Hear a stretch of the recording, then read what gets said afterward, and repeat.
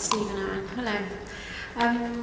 So Steve, 2 changes from last week, I think most notably Owen moving to 10. Please may you tell us a little bit about that decision? Yes, I think we've got a squad that's fully fit and everyone raring to go. So there's some great selection decisions to make, and I think this is a team that's the right team to play against Fiji this weekend on Sunday. It's great to have this blend of strengths. We'll be able to start the game with the guys that come on to finish the game, so we've got a very strong bench also. I think having this combination of Manu and Joe Marchant have played really well in the centres together. Owen's played a lot of games with Manu at 10-12 there as well, and I think that the way Marcus in each of the games that he's come on and started at fullback, I think he's come on and he's added enormously, so he deserves the start for this game and the way we want to play. You mentioned Marcus there, but if I could just ask about that. We all know what he brings, but I guess what goes into that decision for him to start? It was, in terms of the selection process, I analysed the opposition with my coaching team. We go through exactly how we want to play. Obviously, we're looking and debriefing how we played and what we had done, and then produce the criteria by which I go through the selection process and then select the team accordingly. Is this the biggest selection that you've had to make in your career? Every selection is important to me. Every one of them will go through the same rigour of how we want to play, what every player brings.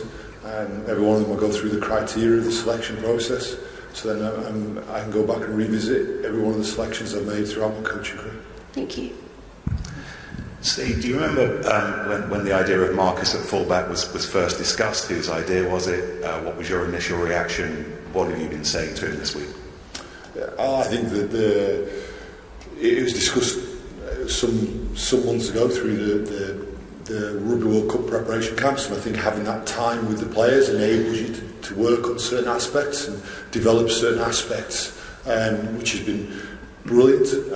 I think Marcus has really embraced the opportunity, and I think again you start looking at the strength of players we have in our back three available to us. It's great to have the different combinations of strengths that we have, and I think this starting back three is the right one for the game this weekend.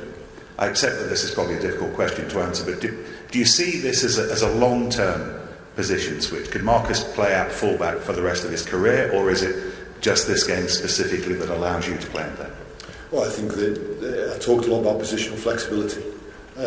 Having players able to play at the highest level in multiple positions is an incredible strength in a World Cup. Like the man next to me, his ability to perform so well either at 10 or at 12. Mark's ability to play 10, 15 I think it's another sign of strength of the squad. And a quick one for you for Cam. I'm sure you've watched back the previous game at Twickenham, and there'll be more than one headline that you'll be working on, but just give us a sense of the things that you've got to get right this weekend that maybe you didn't back at Twickenham. Well, obviously we've looked at Fiji as we would every other team, and that's obviously helpful to have played against them not so long ago, but at the same time we feel like we've moved on. We feel it does feel, especially now Saturday, that was a long time ago. But that's not to say there's not lessons to be learned from it. That's not to say that the threats are not the same. But we've been making sure that we've been building since then, and I think we have done, and we're looking forward to showing the best of us at the weekend. I can only imagine how excited you are to be leading the team into a quarter-final. You're a big game player. How are you sleeping? How are the nerves? How's the excitement? How are you? Excited as the team is. We've had a good preparation so far. Trying not to play the game too early. Trying not to be too up or down before the game. We're trying to build it up for the right time, and that's on Sunday. So no, it's nice. It's going to be a good build up to it. Having obviously preparing Saturday, but then being able to watch the other quarterfinals as well. I'm sure that'll put us in a good mood for Sunday. Hi Steve, is there any risk to playing Marcus at 15 from the start in the given his lack of experience in the position, or has he just shown so much sort of aptitude for it that you don't consider that too much of a gamble? I think he's played a lot of times 15 now for us over this last period of time, through August and through this World Cup, in terms of him coming on in those plenty of games off the bench to finish him. I think he's also now an experienced international rugby player, and I'd say I think this team's the right team for what we need to do this weekend. In terms of how he's adapted to that different role in the short space of time he's been doing it, does that just show, like you say, his qualities to be able to add an extra string to his bow in quite a short space of time? I think we all see what a top quality rugby player he is, and I think I've seen in many of the players in the squad, I've seen growth and development, and I think I'd say having the opportunity to work with the players for a period of time enables that to happen. Obviously George drops to the bench and Freddie is not in the 23. Is that tough on those guys? And George changes his role to the bench. He's not starting, is he? He changes his role to the bench. Okay. He's not starting the match. But if Freddie isn't in the 23, well, is that difficult for the players to deal with? Do they understand the wider significance of the 33-man collective like you talk about? I go through with the players, go through meet with all the players around the selection and the reasons behind it, the thought process behind it, why we're choosing what to do. George has been brilliant throughout this whole tournament so far, been really excellent, and his role is slightly different now, to go on and finish the game. And again, he's been brilliant in the training week, and as I say, look at the quality of players we have available to us. We have a lot of players a lot of really good players who aren't starting this game. We could talk a lot about, you talk about George, you talk about Ben Youngs and starting Freddie Stewart. There's a lot of top quality players, Henry Arundel, who aren't starting, which shows the strength of this squad. Oh, and you talked before about obviously wanting to play at Stade Velodrome. You've got your chance now. With everything that's sort of gone into getting the team to this point, are the squad just ready to get out there and put that sort of level of performance onto the pitch that you've talked about and expect to deliver at exactly the right time? Well, we've been preparing the best we can. We're excited. There's these opportunities don't come around too often to play in a quarter-final of a World Cup, and so the lads are itching. Yeah, we're preparing the best we can, and like I said, we're preparing to try and bring the best out of ourselves on Sunday. Steve, a lot of the players will be playing the biggest games of their careers on Sunday. What will be your message to the team before they step out onto the pitch? So it is, and I told this right from the start, these players want to be involved in big games, and this is quite clear. This is knockout rugby, and I think that these players, I think they'll embrace this challenge, and I think they'll really rise to the occasion. That's my expectation, and I think that's what they've done throughout this tournament, and I expect them to rise again for Sunday against Fiji.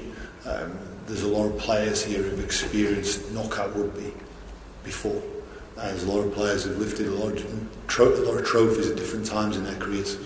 So my expectation is they'll be rising to the occasion.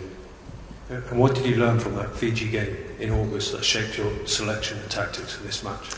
There was plenty of things, and we discussed that at length post the game, and I think we were very clear that was part of our build-up towards the tournament, and we learned a lot of lessons within it, and I think now the team's moved a bit since that point in time, and as ever we use each game as a learning experience for us to feed into the next game, and that's what we've continued to do in the games following that one. From what you've seen so far, how much have Fiji moved on since then? Sorry, can you say again? How much have Fiji moved on since that match, from what you've seen during their group? So they've obviously got a different, some changes, different fly half in terms of, unfortunately the fly half that played that day at Twickenham suffered an injury, is not available. Botti didn't play that day at Twickenham, so it's a different team, as is ours. And I think this is a few weeks on, and I know there's been a lot of discussion from their side about that game. For us, we're looking forward to this game. Steve, you were part of the squad that came to Marseille in in 07 for a quarter-final, and it seemed to sort of light the blue touch paper of the entire campaign. You know, it was a massive victory, and the mood and the confidence grew. Are you looking for the same push and propulsion from the performance or you believe your players can give on Sunday? I think the players have, since we arrived in France, I think the players said the big games they really rise to. Big players perform on the big occasions, and that's what I think they've done. Now, through each of those games, I think we've learned some different elements, and from Saturday's game against Samoa, I think we had some other aspects to learn from that, to look forward into this game. And all we think about is this quarter-final. What a game to be involved in. A fantastic stadium, a great place to play. A great place to play rugby. I think it's. When we were last here, our supporters were incredible, and I know there's going to be plenty of them there. Tens of thousands, from what I've been told, are coming to this game on Sunday, and we're looking forward to playing as well as we can in front of them. And Owen, as captain in a knockout game where you've experienced knockout matches before, did you have an extra role for maybe some of the younger players or the less experienced players to make sure that they're going in with the right frame of mind and with not too nervous, not overcome by the occasion, which can happen in big matches? I guess so. I think the feel of the group over the course of this week is that it's turned up excited to get after the preparation. The team's been at it so far this week, and as you said, we want to build up to Sunday. We want to make sure we serve the best of us by preparing the best we can for the game on Sunday, and we want to be able to bring that out of ourselves come kick-off. Was a disappointment maybe in terms of some of the aspects of the performance last week, but does that just actually sharpen the desire amongst the players to make it clear what you've got in your locker as a team and a unit? I've no doubt that. I mean, we're well into this week now, so looking back at last week seems a bit odd at this moment in time with the quarter final in front of us. But yeah, obviously we reviewed it. Obviously we looked at what we can do better, and we put that into what we've been doing this week. And as I said, there's a fantastic opportunity in front of us this week. Hi Steve. Obviously the breakdown's very important in every single game, but I guess particularly that was an area Fiji seemed to come out on top at Twickenham. Is there anything you particularly emphasise to the players around it, and is there anything you want to see from the officials in that area? From our point of view, we want to make sure that we bring our attacking game in the shape and framework that we want to bring onto the pitch on Sunday, so that all our ball carriers have support inside and outside. We know that's a highly competitive area, as other aspects are within this game. It's an area of strength for them. They've won plenty of penalties and turnovers in that area throughout this tournament, so we're aware of it.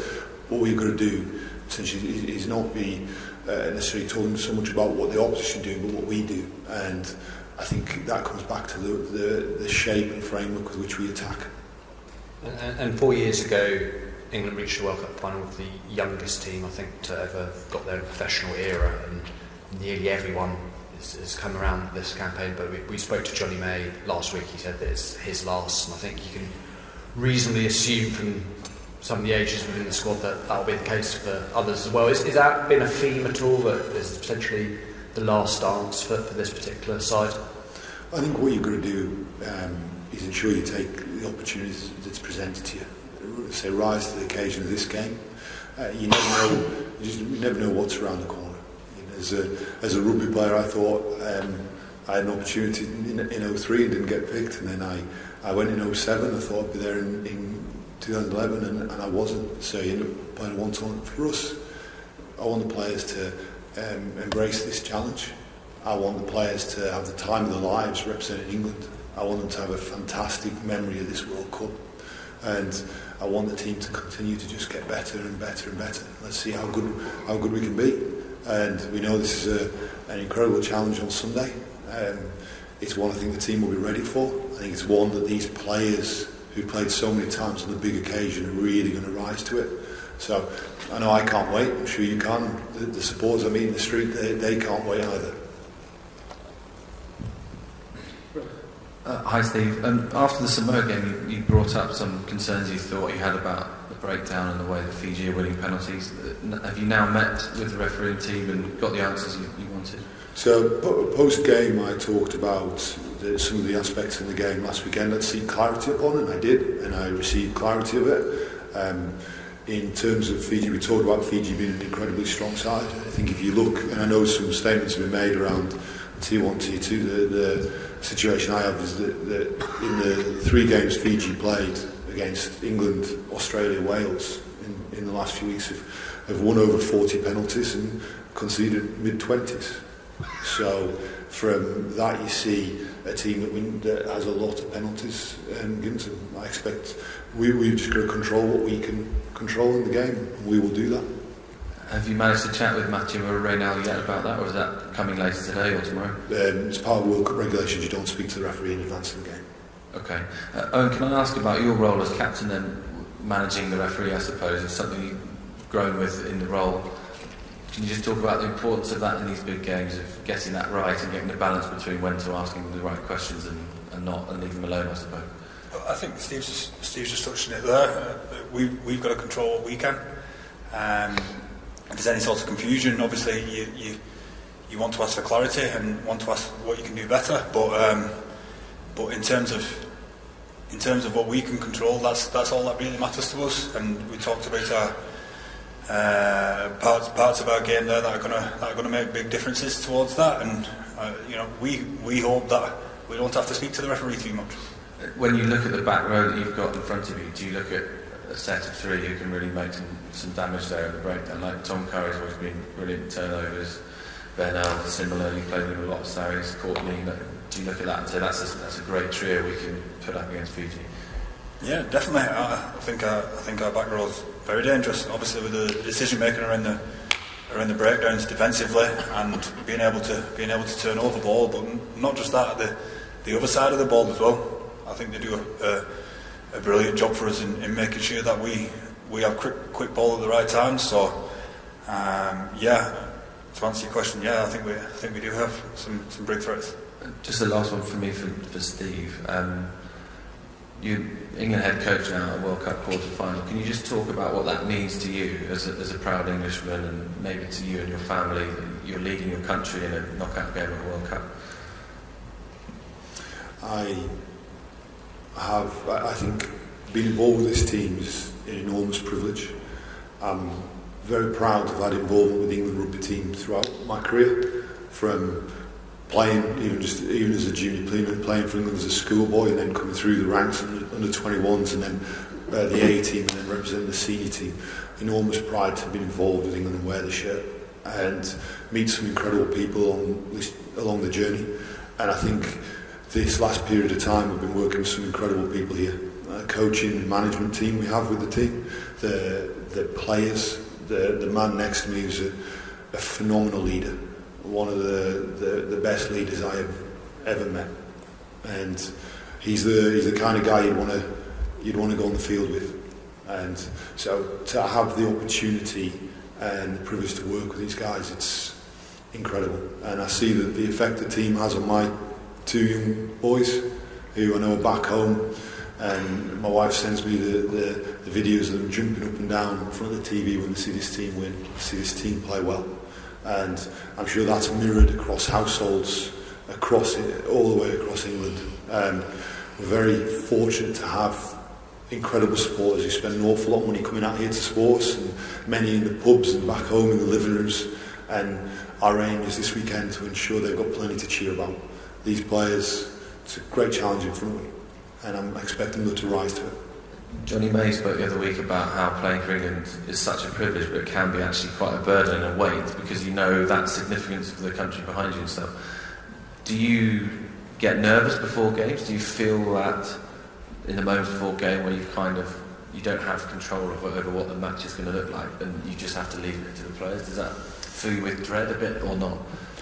I think throughout my playing career I took confidence from preparation, and I take that into the coaching. I think aspects like selection, we talked a lot about the processes you put in place to ensure that the preparation is as good as it possibly can be. And my job as head coach here is I want to create an environment where these players go onto that pitch confident in the preparation they've had, and I want to make sure that everybody around this England team enjoys this experience.